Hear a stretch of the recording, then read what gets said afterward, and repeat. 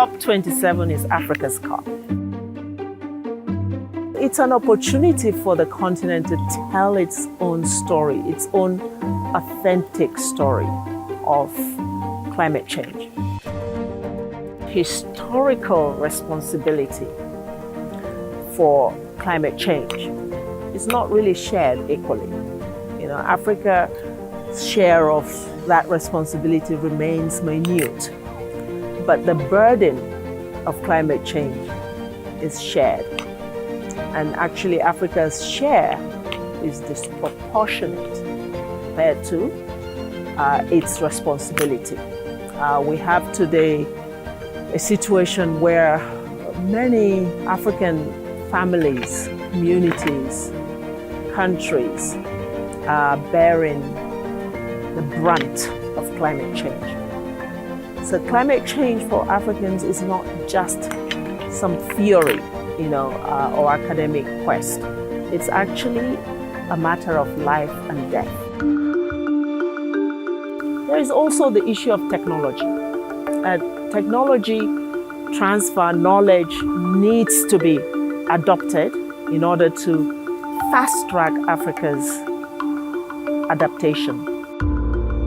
One of the things that we have to do on this continent is get Africa ready for a renewable energy revolution. And we see very closely the issue of energy as not only part of the climate change solution, but also part of the development agenda.